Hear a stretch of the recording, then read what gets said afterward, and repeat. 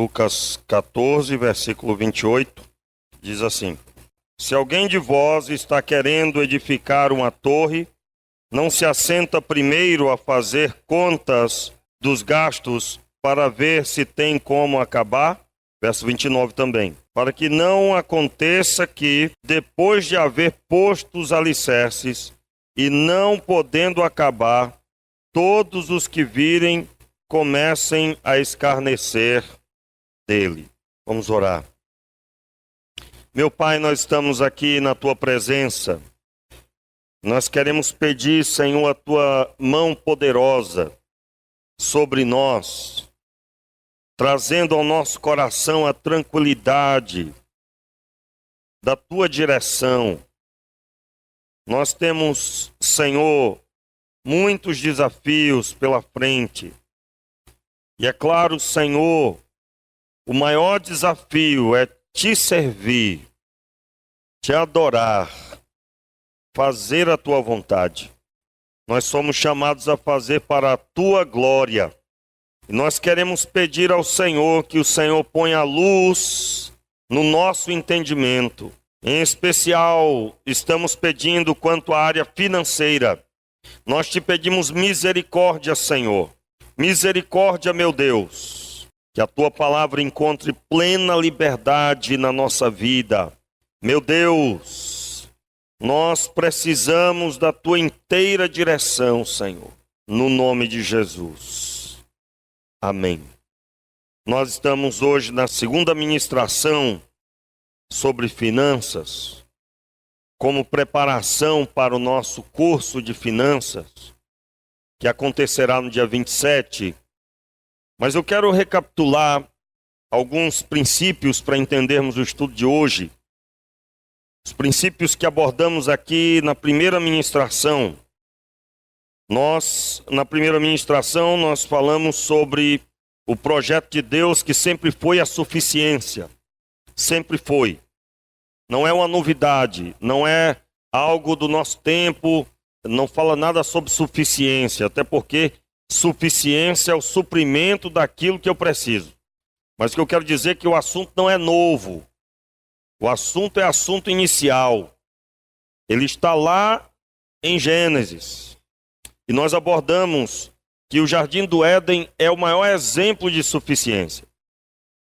Lá havia o que administrar, não era uma sequidão, não havia fome, havia suficiência. A família constituída por Deus teria o que comer, e dado por Deus, dado por Deus. Então a suficiência de Gênesis, no capítulo 1 e 2, ela está em todos os lugares que Deus plantou o seu servo. Nós vimos o fundamento da construção de um futuro. Eu estou chamando de construção de um futuro, construir condições de vida, e nós abordamos aqui a questão de que nós temos que sair da cultura do nosso tempo e voltar para a cultura bíblica. Eu estou, é claro, dizendo em outras palavras. Como assim? Abraão no início, ele não tinha INSS, ele não tinha uma aposentadoria privada, ele tinha um relacionamento com Deus e Deus deu a ele o recurso que garantiu benefício para ele e para a sua geração. Nós nascemos em um contexto onde a pessoa já recebe, eu não estou dizendo que você não tem que pagar os seus benefícios, não é isso. Mas eu estou dizendo que você precisa compreender os princípios da Bíblia num todo. Na cultura brasileira, tudo é o governo, irmãos. Tudo é o governo. O governo vai resolver. O governo vai resolver. Pastor, mas é assim em todo lugar. Não. Não é assim, não. Os Estados Unidos da América foi construído dizendo ao povo que ele deveria sonhar com o futuro. E ele construiria esse futuro. E o fundamento partiu de maioria evangélica e, por que não dizer, de grande parte de judeus que estavam no meio desse povo, que foi e construiu a América no seu desbravamento. E é claro, como eu disse aqui, o sonho chamado sonho americano, aonde uma pessoa vai construir um futuro para ela e para a sua descendência. Aquele pensamento, irmãos, de comer tudo que tem e os meus filhos é que se virem, desculpe eu usar esse termo, mas eu acredito que você já ouviu alguém falando isso. Isso não combina com a Bíblia. O que nós estamos na busca é de ver o que a Bíblia diz, porque nós temos a possibilidade de pessoas reclamando em sua velhice, mas sem autoridade, absolutamente. Por quê? Porque se eu não tive uma conduta extremamente bíblica dos princípios do Senhor quanto ao dinheiro, eu não posso esperar que ele assine embaixo disso. Não posso. Não, pastor, mas Deus é misericordioso. Irmãos, Deus instituiu o seu sistema. E nós não vamos querer outra coisa a não ser aprender o sistema de Deus. O que é o sistema de Deus? Está na Escritura. Então eu tenho que mudar, mas vamos mudar dentro dos moldes bíblicos. Se eu vou demorar 2 anos, primeiro ano eu consegui gastar o que ganho. No segundo ano eu consegui juntar, guardar dinheiro. Nessa cultura que nós recebemos, grande parte do nosso povo recebeu, o que mais acontece é desprezar os pequenos valores. É ou não é? Despreza-se os pequenos valores. E é de pequenos valores que o banco aumenta a sua conta. Ah, a taxa minha mudou. Agora não é mais R$ 23. Tem uma taxa bem pequenininha de um determinado banco, que é R$ 23 mensais. Não é? Só que esses R$ 23 em 10 meses é 230. R$ 230. Já mudou, né? Agora põe aqui, existem 1 milhão de pessoas que nem essa pessoa. R$ 230 multiplicado por 1 milhão de pessoas.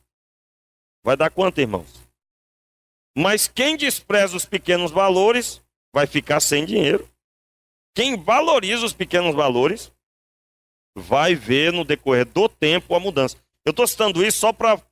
Então, eu devo fazer... O que eu devo fazer? Eu devo mudar. Só que eu não posso mudar sem plano. Eu preciso valorizar o plano. E o primeiro princípio do plano nós já lemos, é o texto de Lucas 14, verso 28. Nós lemos o verso 28 e 29, não é? Verso 28, 29 e 30. Nós lemos o princípio onde Jesus utiliza de uma coisa comum, é o fundamento da parábola, não é? Eu encontrei um trabalho acadêmico extraordinário sobre as parábolas de Jesus, trabalho sério, que trazia o porquê da utilização das parábolas, e a concordância não foi diferente dos livros, dos comentários, dos estudos que eu já tive, onde Jesus utiliza a parábola porque a vida cotidiana era entendida por todos. Todo mundo entende como é que funciona a plantação. Todo mundo entende como é que funciona o trabalho. Então Jesus utilizava dessas situações da vida cotidiana para tirar os mistérios do céu de forma clara para todo mundo entender, e então ele utilizava as parábolas. Então, o primeiro entendimento que eu tenho que ter na leitura desse texto de Lucas é que Jesus não contou uma história absurda para explicar as coisas corretas do céu, não é?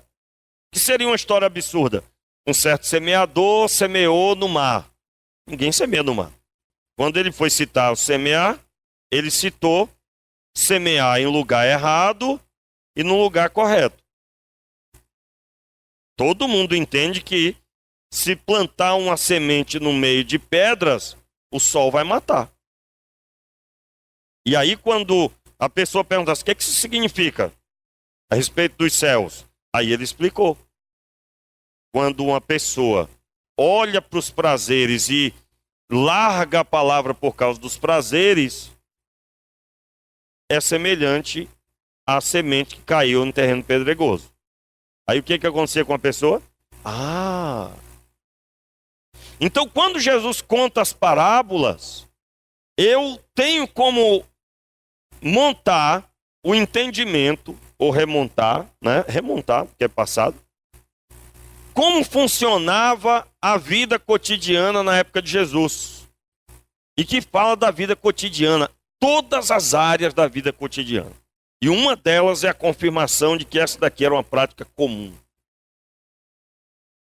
No nosso país, a pessoa está pagando o terreno, aí ela já diz, eu tenho que construir porque eu tenho que sair do aluguel. Isso é uma prática comum, na maioria. Eu tenho que construir porque eu tenho que sair do aluguel. Irmãos, uma casa de 5 cômodos, você encontra isso, por exemplo, tem um site que vende plantas na internet. Vende a planta, é claro, você tem que depois procurar um arquiteto para ele assinar, concordando com a planta. Vende a planta, você escolhe a casa, lá tem a casa bonitinha e tal, o desenho da casa, renderizado, tudo coloridinho. E aí você compra a planta. E aí, na hora de comprar, você escolhe. Você quer com a parte elétrica, você quer aquele modelo que você escolheu com a parte elétrica, com esgoto, com águas pluviais e tudo, né? E você vai escolhendo. Aí tem o cálculo que você escolhe também, se você quer o cálculo de material e mão de obra. Estou dizendo isso para afirmar para você que eu estou falando de ter visto. Uma casa de 5 cômodos, simples, uma casa simples, 5 cômodos. Seriam 2 quartos, uma sala, uma cozinha e um banheiro. Tá? Cerca de R$ 87 mil a construção do material e mão de obra, segundo a tabela do Rio de Janeiro. 87 mil. Aí, imagine agora uma pessoa que tem a política, o entendimento de que ela tem que dar o jeito dela para poder ela sair do aluguel. Aí ela está pagando aluguel, ela está pagando terreno e ela vai construir. A possibilidade de, daqui a pouco, essa pessoa estar endividada, porque ela começou a construir, às vezes, com pouquíssimo dinheiro. Ela não entrou para dentro da casa, talvez não terminou de pagar o terreno, passou por um aperto financeiro, porque agora tem também a material de construção. A obra parou porque não tem como pagar a mão de obra. E essa pessoa agora talvez está passando por um aperto tal que até o aluguel está atrasado porque ela perdeu o emprego. Ninguém nunca viu isso acontecer, né, irmão? Isso nunca aconteceu. Aí alguém chega do lado e diz, pois é, amigo, mas é desse jeito que se conquista. E aí o ciclo vai aumentando porque os filhos vão crescendo, assimilando isso. E aí vai aumentando isso, isso alimenta a roda dos juros, do pagamento de juros abusivos, por exemplo. Porque muitas vezes a pessoa vai parar no banco para fazer o empréstimo, pagar todas as contas e ficar devendo só o banco. É uma das coisas que você encontra como opção. Então eu tenho que fazer o plano. Como eu disse, de onde saiu esse fundamento? E o fundamento de Israel.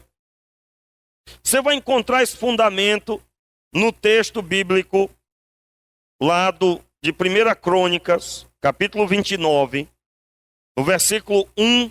Antes de lermos, veja bem, o templo de Salomão, né, o templo de Deus lá, construído por Salomão, só foi construído depois que tinha o material. Só começou o dia da obra depois que já estava o material já encomendado e já a caminho. Eu particularmente penso que o material já estava em Jerusalém. É o que o texto dá a entender. E o primeiro texto que cita isso é o texto sobre Davi, que Davi ele não pode construir o templo porque ele havia derramado muito sangue por meio das guerras. E o Senhor disse para ele, você não vai construir porque há sangue na sua espada. E quem vai construir esse templo é o seu filho Salomão. Vamos lá. Verso 1. Disse mais o rei Davi a toda a congregação, Salomão, meu filho, o único a quem, é o único, né? O único a quem Deus escolheu, é ainda moço e tenro. E esta obra é grande, porque não é palácio para homem, senão para o Senhor Deus. Eu, pois, com todas as minhas forças, já tenho preparado para a casa de meu Deus ouro para as obras de ouro, prata para as obras de prata, cobre para as de cobre, e ferro para as de ferro, e madeira para as de, e pedras sardônicas, e as de engastes, e pedras de ornato das casas. Veja bem, só um instantinho antes de passar para o 6. Davi, ele faz uma convocação agora para as pessoas. Ele fala, eu dei, na tradução linguagem de hoje tem até o dizer que ele, o uso de palavra que da minha riqueza, do meu dinheiro, eu dei tudo isso. Aí ele vem a listagem que nós lemos. No verso 6, olha o que o povo fez. Então, os chefes dos pais e os príncipes das tribos de Israel e os capitães das milhares e das centenas e até os capitães da obra do rei voluntariamente contribuíram. Eles contribuíram para que objetivo? Para a construção do templo. E deram para o serviço da casa de Deus 5.000 talentos de ouro. Aí vem a lista, né, que é semelhante ao que Davi deu. Só até aí, vamos ler mais à frente não. Então veja bem, Davi não ia construir. Mas o que ele fez? Ele ofertou. Isso aconteceria na nossa cultura, irmãos? Na nossa cultura, em maioria, não aconteceria. Deus vai abençoar meu filho, ele vai ter muito dinheiro, ele vai construir. Ele vai trabalhar e ele vai construir. Mas por que Davi deu do seu dinheiro? Por que ele convocou os capitães? Porque exatamente a cultura de injetar no futuro, de se preparar, de planejar, era uma coisa comum. E é claro, isso influenciou todo o povo de Israel. Eu citei aqui que nós, como igreja, estamos buscando seguir esse projeto. Hoje, nós só compramos tendo orçado, isso pelo menos 80%. Pode acontecer de não cumprir por uma questão lógica de uma situação que não deu para esperar, mas pelo menos 80% se orça, faz-se a pesquisa, lança isso no orçamento da igreja, e quando o dinheiro está na conta, é que se faz a conta. Pastor, mas tem que ter fé. Sim, fé para poder, no orçamento que vem, vai ter o dinheiro. É fé ou não é, irmãos? É fé. Qual o objetivo que nós percebemos? Isso já está com pelo menos 4 anos que nós estamos trabalhando isso, mas mais fortemente nos últimos 2 anos nós estamos conseguindo adotar isso. Por quê? Essa cultura de primeiro faz e depois paga é uma realidade da maioria e até a igreja fica influenciada. Eu volto a dizer, irmãos, nós não estamos listando erro em ninguém, tá?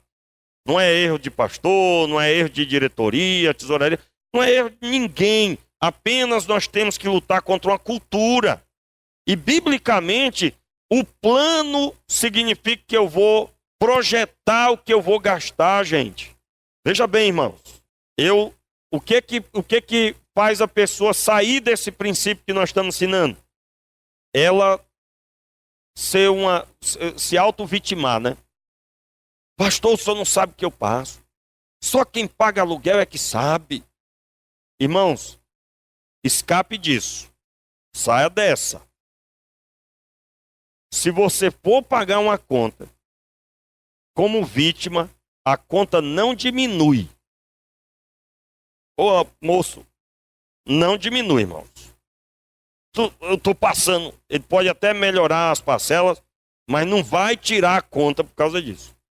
Não vai abonar. É ou não é verdade? Então o que eu tenho que fazer? Eu vou fazer o plano.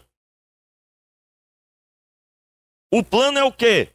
Eu vou projetar quanto eu vou guardar por mês para daqui a 2 anos eu vou construir no terreno, um exemplo. Porque a ideia do guardar, eu vou ganhar dinheiro, os juros do investimento, do guardar, vai somar o que eu guardo. Diferente de ter uma dívida para pagar. Os juros vai levar o meu dinheiro, que eu já não tenho para pagar.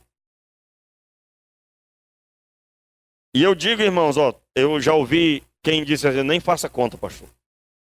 Eu já ouvi casos de pessoa que se fosse fazer a conta, caía para trás dos juros que paga por não conseguir quitar tudo que tem que quitar. E essa roda, irmãos, tem que parar de girar. Tem que girar ao nosso favor e não contra nós. Diga amém aí, meu irmão. O que é que nós estamos buscando aprender? Os princípios da palavra. Se vai ser difícil, fazendo o plano, você vai conseguir. Lendo o resto do texto. Verso 30, voltando para o texto de Lucas. Aliás, irmão, desculpe, o tempo é apertado, eu estou aqui correndo contra o tempo. Só para fechar essa parte do templo, né, da construção do templo. Lá em 1 Reis, capítulo 5, verso 3, Salomão então começa a construir o templo.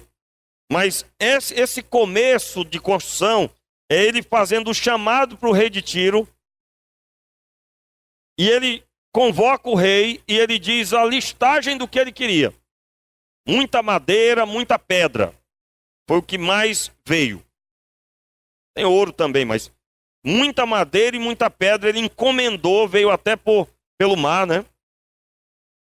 E foram precisos lá muito mais de 70 mil homens trabalhando para poder fazer toda aquela obra. Ele proveu aqueles trabalhadores de toda a alimentação, você vai encontrar no texto, no combinado. E aí o material chega e somente no capítulo 5, aliás, desculpe, irmãos, capítulo 6, você vai encontrar, texto de 1 Reis, você vai encontrar o início da construção.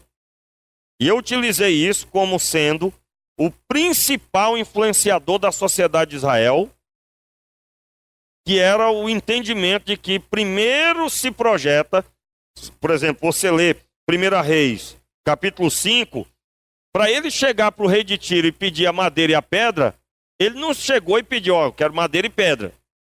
Ele entregou papéis, documentos, claro, dentro da linguagem da época, com escritura do quanto de madeira e o quanto de pedra e como deveriam ser essas pedras. Porque elas já vinham já polidas. Pedras para construção e pedras enormes. Então, para poder chegar lá com essa listagem de material, foi feito o quê? O plano. O plano, irmão. Então, qual é a visão para começar uma construção? Eu tenho que planejar.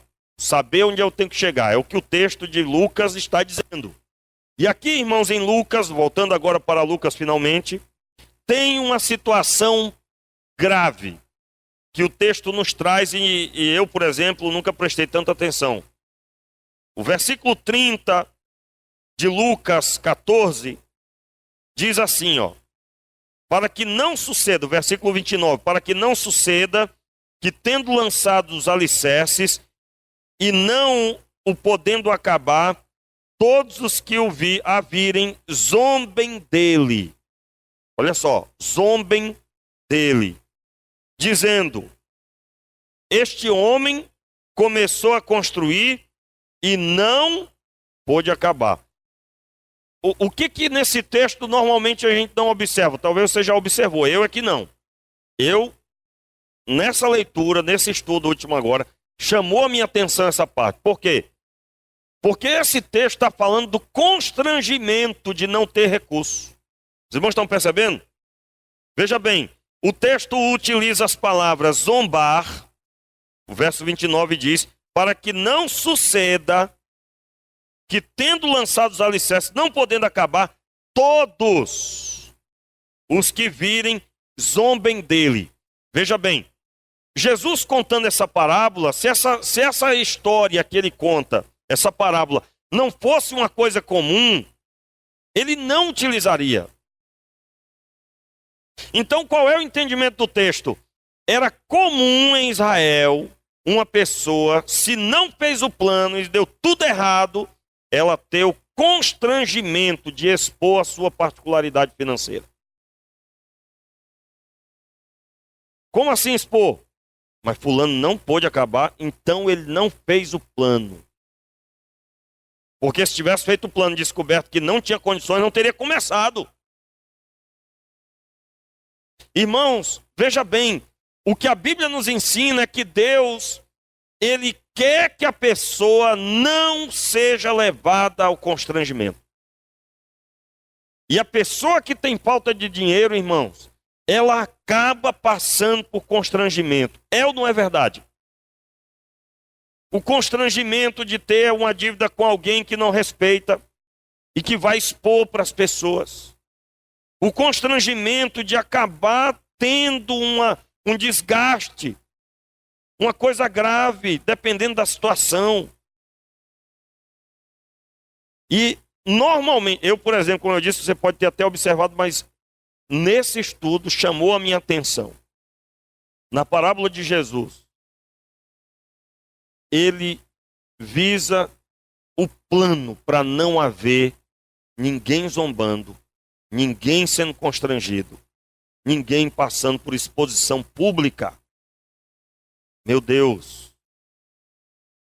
Para Jesus ter contado essa parábola, porque o foco não era a parábola. O foco é o ensino da parábola. Portanto, se o foco não é a parábola, ele não podia colocar uma parábola que não fosse o cotidiano, porque desviaria o foco. E eu digo a você, irmãos, falando sobre esboço, Jesus é campeão. Meu Deus, cada parte das histórias está no seu devido lugar. Em se tratando de regras para a mente humana assimilar. E uma delas que eu considero é que ele utilizava realmente aquilo que é comum. E o que chamava atenção era o ensino espiritual dessa realidade. A comparação do comum com as coisas de Deus. Então a zombaria era o alvo que deveria ser evitado. Verso 31. Ou qual é o rei que indo para combater com outro rei, não se assenta primeiro para calcular se com 10.000 homens poderá enfrentar o que vem contra ele com 20.000. Caso contrário, estando o outro ainda longe, envia-lhe um embaixador pedindo condições de paz. Então, realmente, o objetivo da parábola é dizer às pessoas, olha, é dessa forma comum que você precisa receber o ensino de Deus. Aí agora vem o objetivo, que é o ensino do Senhor. Versículo 33.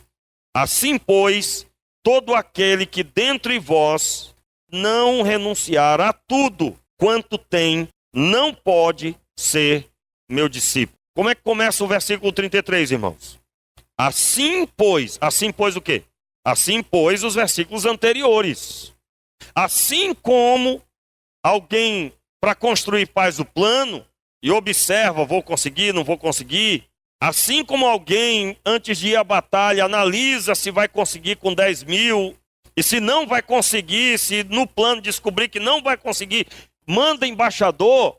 Assim, pois, todo aquele que não pensar direitinho no que vai ter que enfrentar para me seguir, no que vai ter que largar para me seguir, não pode ser meu discípulo. Qual era o objetivo de Jesus aqui? A pessoa, ela vai decidir, ela está ouvindo o chamado, mas ela não analisou o que ela tem que renunciar. E analisando o que ela tem que renunciar, ela já renunciou ali.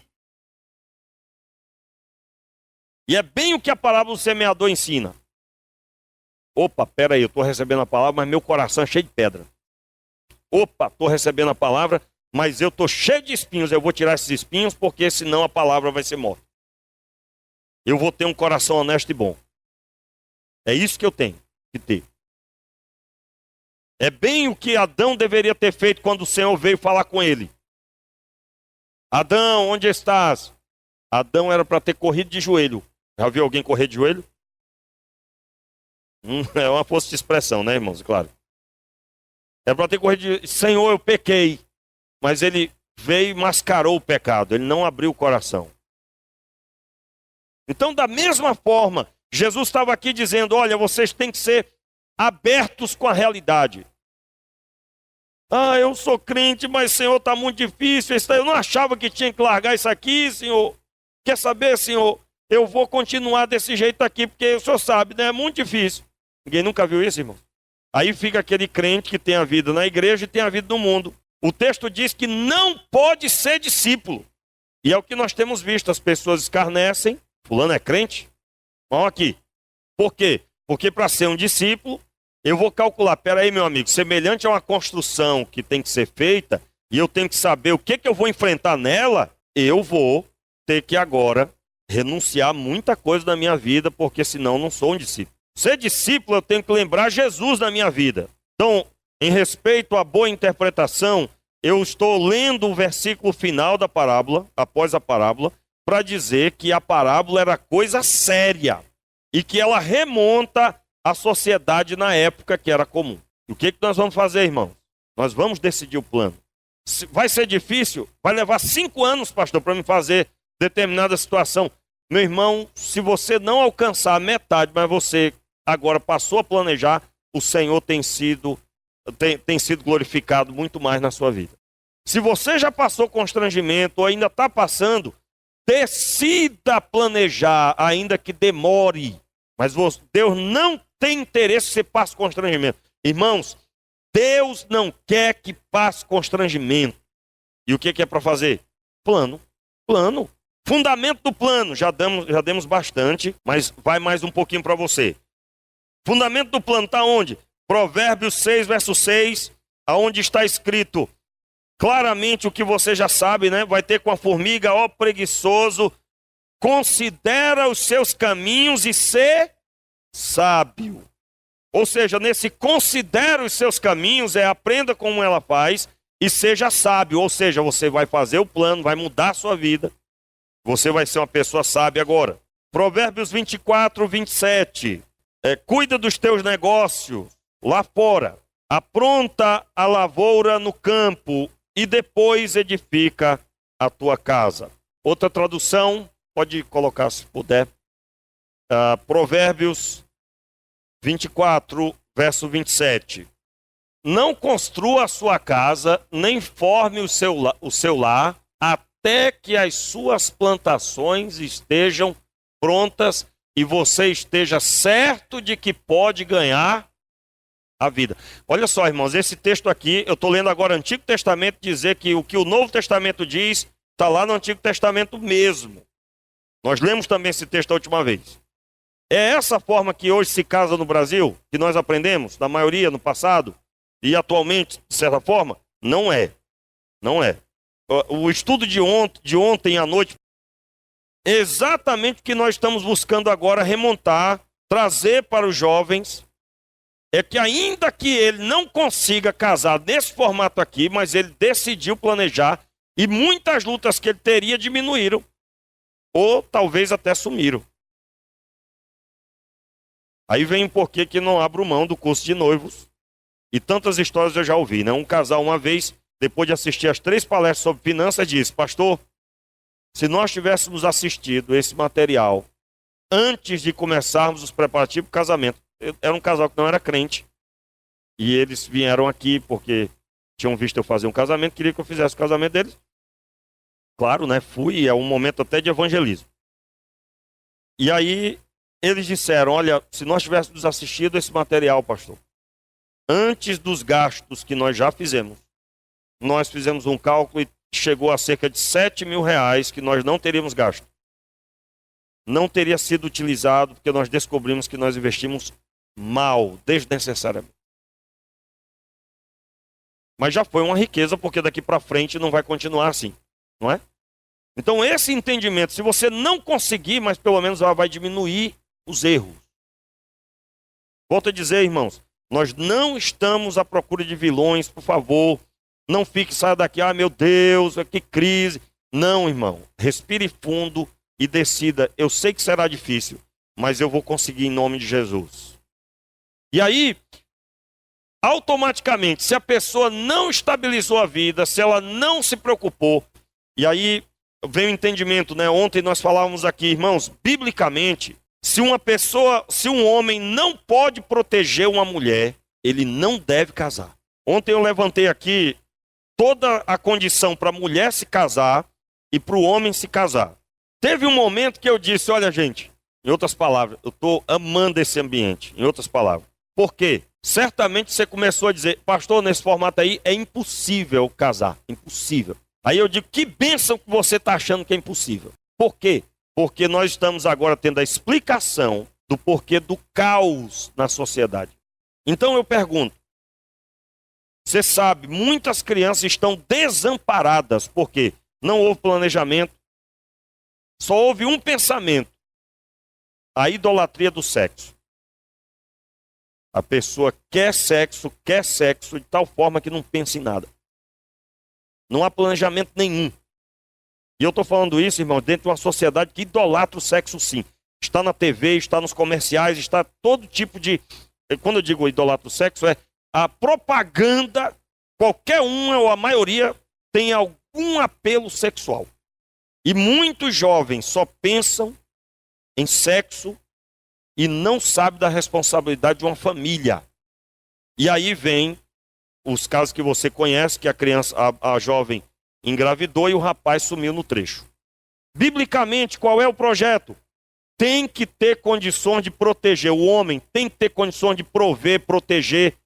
A nossa cultura está tão banalizada quanto a família que alguém que ouve um discurso desse diz, rapaz, eu vou sair fora dessa igreja, porque aqui até casar não pode se quiser. A pessoa pode crer nisso. Ela pode entender dessa forma. Por quê, irmãos? Porque ela está acostumada, eu estou citando uma pessoa que veio do mundão, né? E se converteu e ela ainda não está entendendo bem. Quer dizer que aqui na igreja agora, se eu quiser casar sem condições alguma, eu não posso. Ela pode ou não pode compreender dessa forma? Pode. E aí é o que nós estamos lutando com os nossos jovens, é para que eles projetem que ele tem que se preparar para um dia casar. É dizer para ele, ó, você esquece esse negócio de namoro, rapaz.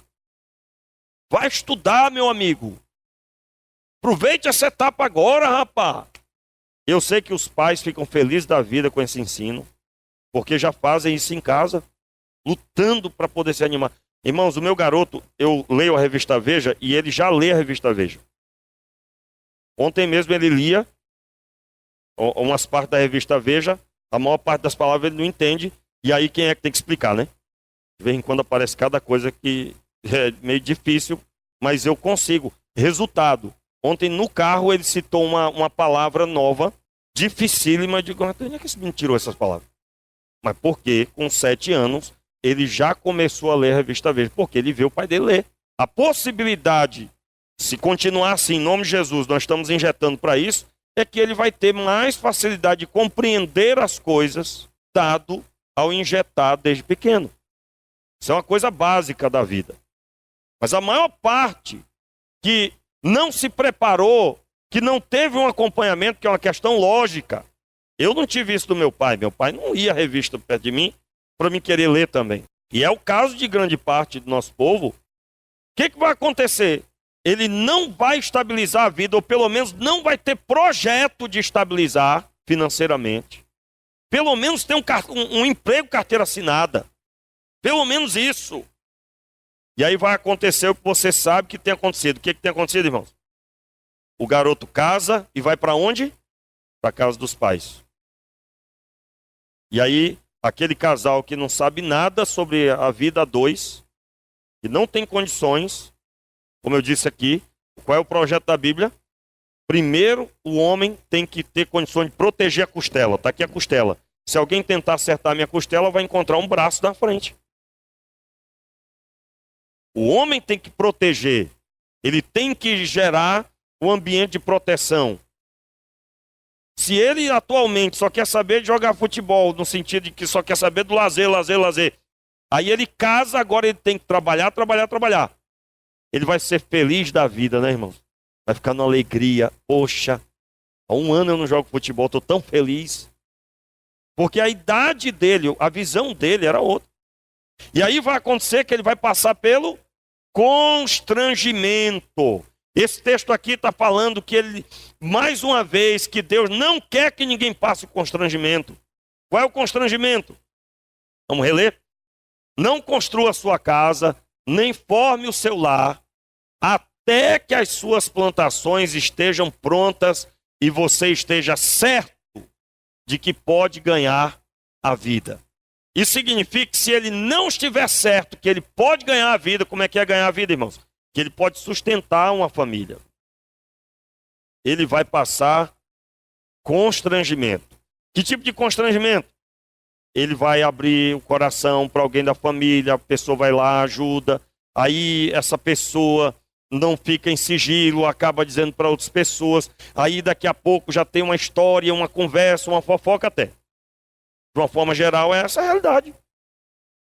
Aí está o casal lá, se ele, naquele dia eles queriam conversar uma situação complicada, não pode, porque está na frente do pai e da mãe. Não tem liberdade. E eu digo, irmãos, o casal jovem vai ter dificuldade, vai ter luta, vai ter, não é brincadeira. Eu começo curso de noivo, quase sempre eu digo, dependendo, né? Quase sempre eu digo, ó, o objetivo desse curso é você ter menos brigas, menos apertos no relacionamento. Aí já teve cada pessoa regalar os olhos assim, mas como assim? E eu vou ter isso, é? E aí deu vontade de rir, irmãos.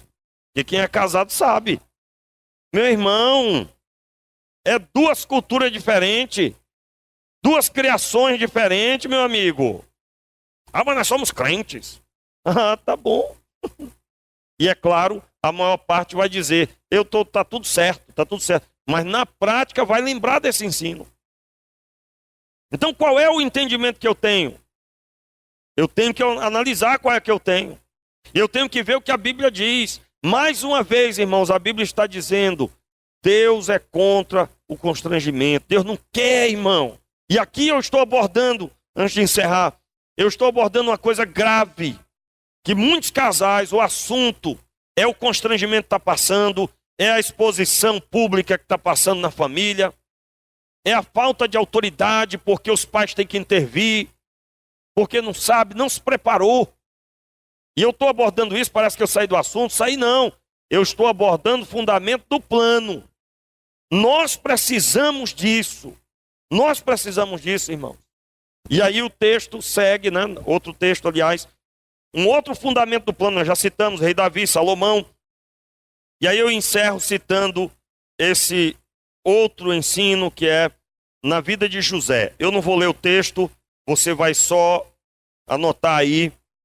É o texto de Gênesis 45, versículo 5. Aliás, eu vou ler aqui, não precisa você abrir. Olha só, José estava diante dos irmãos, ele foi revelar que ele era José, ele era governador do Egito. E aí José vai dizer para os seus irmãos o que é que Deus fez, né? Porque eles estavam se martirizando, porque eles tinham vendido o próprio irmão e eles achavam que agora a suposta perseguição que eles estavam passando no Egito, que eles foram lá comprar comida, era fruto daquele mal que eles fizeram para com o irmão deles, José, e eles não imaginavam que na frente deles era o José que eles tinham vendido. E aí José diz assim, irmãos, Gênesis 45, versículo 4 em diante, diz assim: Disse José a seus irmãos, agora chegai-vos a mim. E chegaram-se. Então disse, eu sou José, vosso irmão, a quem vendestes para o Egito. Agora, pois, não vos entristeçais, nem vos irriteis contra vós mesmos, por me haverdes vendido para aqui. Porque, para conservação da vida, Deus me enviou adiante de vós. Olha aqui o plano. Para conservação da vida, Deus enviou adiante de vós. Porque já houve 2 anos de fome na terra, e ainda restam 5 anos em que não haverá lavoura nem colheita. Deus me enviou adiante de vós para conservar vossa sucessão na terra. Olha só, irmãos. Deus me enviou adiante de vós para conservar a vossa sucessão na terra e para vos preservar a vida por um grande livramento. Assim, não fostes vós que me enviastes para cá, e sim Deus, que me pôs por pai de Faraó e senhor de toda a casa e como governador de toda a terra do Egito. Meu Deus, irmãos, eu estou assim, eu não sei nem como expressar, porque eu nunca tinha visto essa realidade nesse texto. Qual é a realidade desse texto aqui? Deus fez uma pessoa ir parar numa terra longínqua, utilizando-se do coração difícil dos seus irmãos. Enviou ele para lá, para governar uma nação, para através dessa nação salvar o mundo. Só que a ênfase foi que era para salvar Israel. Agora veja bem aqui, irmãos, em nome de Jesus. Na visão da cultura que nós fomos criados, vai cair do céu o livramento. Eu não vou me preocupar com a minha velhice. Deus me abençoará. Não vou me preocupar com meus filhos, porque Deus cuidará deles. Como é que Deus cuidou de Israel aqui, irmãos? Provendo comida. Por meio de administração. Por meio de guardar. No caso aqui não era dinheiro. Dinheiro não ia servir de nada, a não ser para comprar. Mas se tem o dinheiro e não se preparou com comida, que era o caso, teria o dinheiro e não teria comida. Irmãos, olha só. Esse texto, para mim, no meu entendimento, é um dos textos mais fortes sobre plano para os dias maus. Deus sabia que a terra teria seca. Pastor, foi a única vez que isso aconteceu. Foi não, irmãos. Você vai ler Atos dos Apóstolos, a igreja reúne oferta para mandar para um determinado lugar, porque naquele ano se abateu uma fome em toda a terra. E para ajudar os irmãos que estavam passando necessidade. Então tem o dia mau sim, e Deus não intervém no dia mau. Ele intervém na vida de seus servos, para que eles tenham condições de suportar.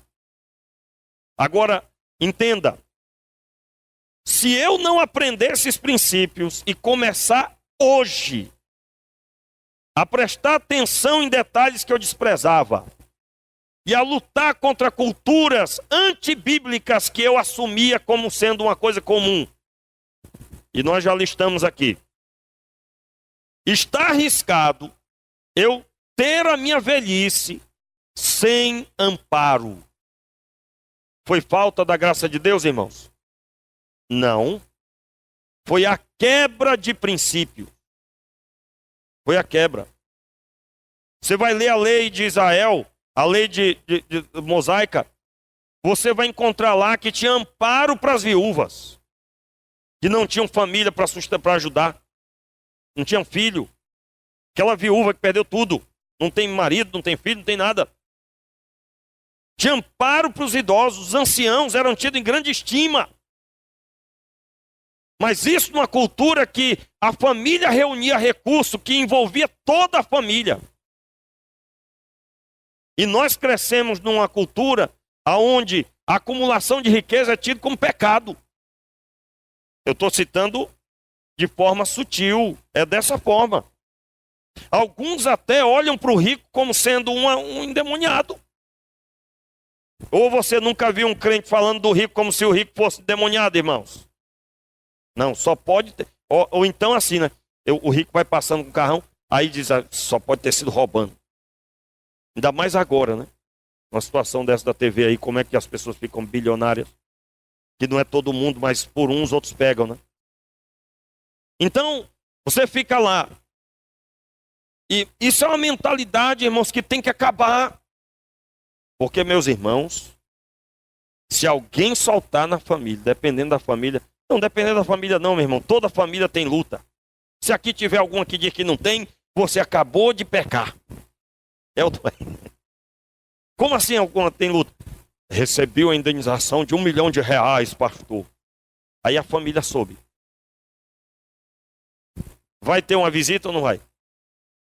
Por quê? Porque a pessoa não se preparou para o dia mau e ela está num aperto e ela vai dizer, não, você é meu irmão, rapaz. Se eu sou da família, rapaz, você me ajuda.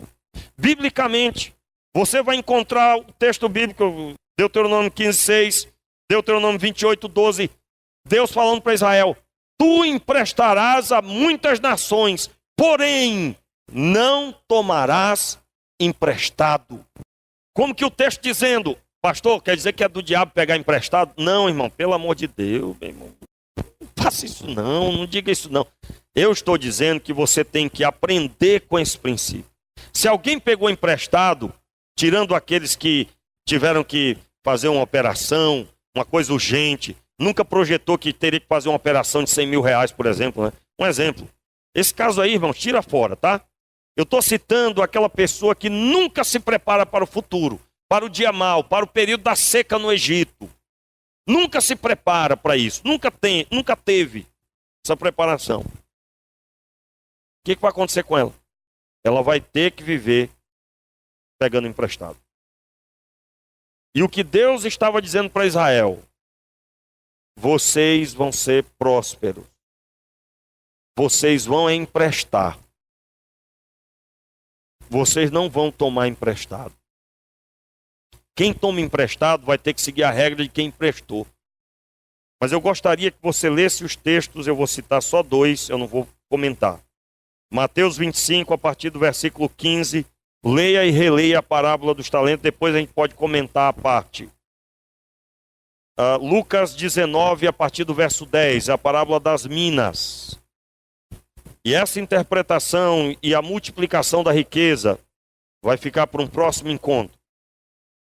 Entenda, nós estamos abordando somente o planejar ter o recurso. A multiplicação só é utilizada depois que eu tenho, então fique tranquilo.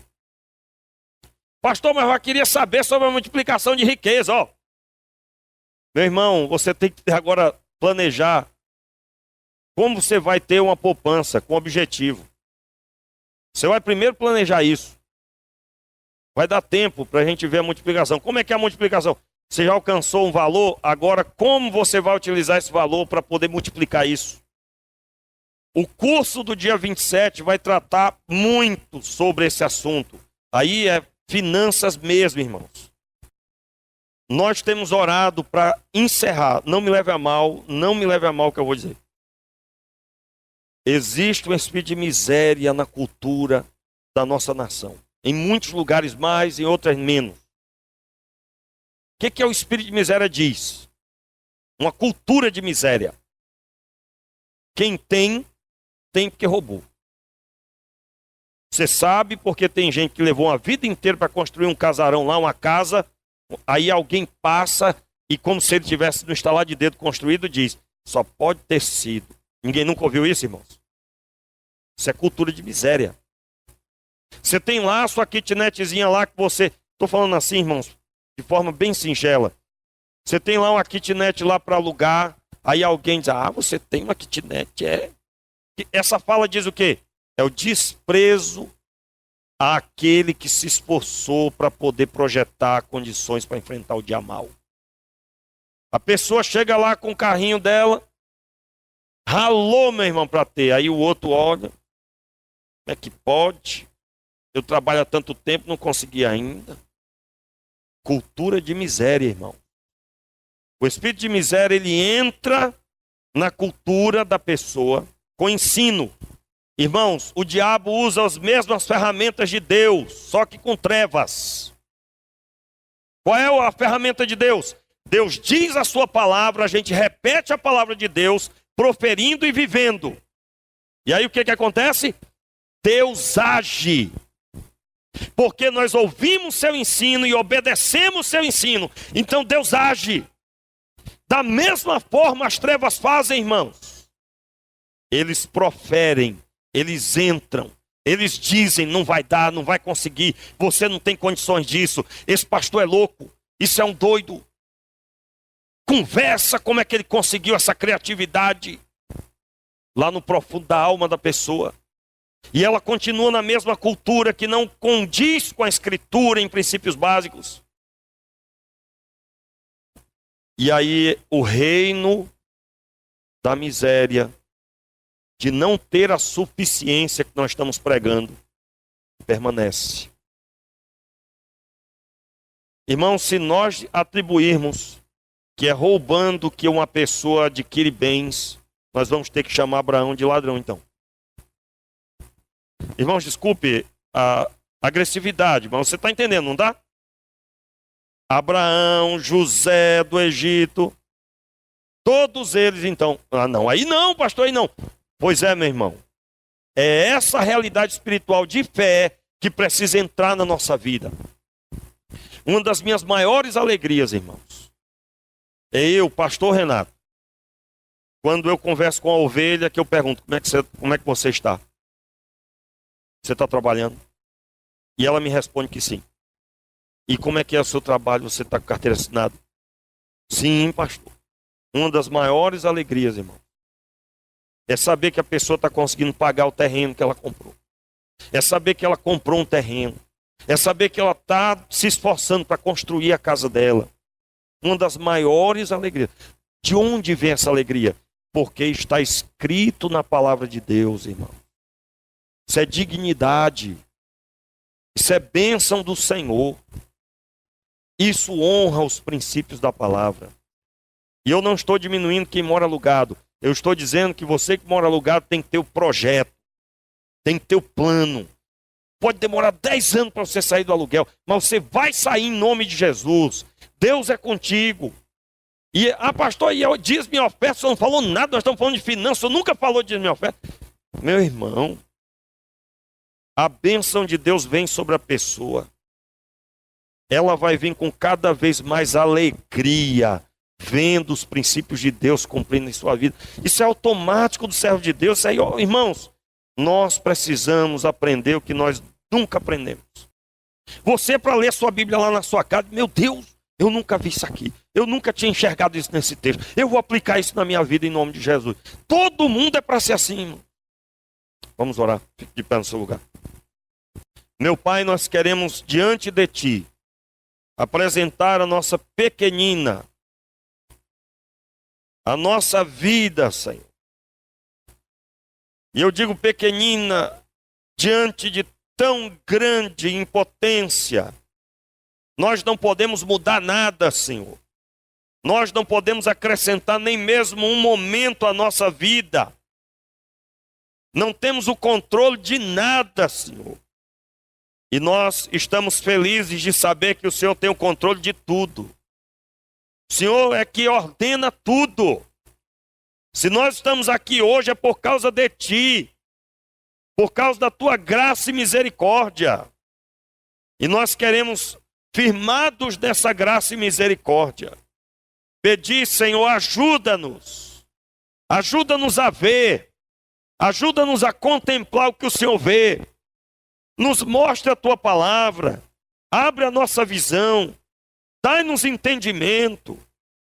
Meu Deus, que no nosso meio o assunto finanças seja um assunto absorvido no nosso coração, plenamente recebido em todas as áreas da nossa vida. Meu Deus, abençoe a Tua serva Cristiane. Sua mente, proteja, Senhor, sua mente. Seja dado a ela sabedoria, Senhor. E que ela venha falar aqui sabiamente no dia 27. Pai, toma nas Tuas mãos cada um que já se inscreveu, cada um que já está inscrito. Tem misericórdia, Senhor. Prepare aqueles que ainda vão se inscrever. Abençoe, Senhor, cada um. E nós declaramos, Pai, esta obra é do Senhor. Nossa vida pertence ao Senhor. E nós oramos agora pedindo, Senhor, move sobre a vida de cada um dos Teus filhos este assunto, incomodando, Senhor, cada um a mudança, de forma, meu Deus, que aqueles que o Senhor vai levantar, Senhor, para auxiliar na obra mais diretamente, aqueles que o Senhor deseja trazer a suficiência, trazer a bênção extraordinária para a realização da obra, para fazer especificamente o apoio a outras pessoas, aqueles que vão ser usados nas Tuas mãos como um exemplo a ser seguido. Meu Deus, que seja cada um agora Senhor, abençoadamente levantado, que cada um seja conduzido pelo Teu Espírito Santo, que o Teu Espírito Santo do Senhor, o Espírito Santo de Deus, desperte para buscar em oração, na palavra, com a vida santa diante do Teu altar, como Abraão foi encontrado, como Jó foi encontrado, um homem de Deus, Senhor, em plena comunhão contigo. Que cada um de nós cresça no conhecimento do Senhor. E nós entregamos também, Senhor, a vida financeira desta igreja. Em nome de Jesus. Amém.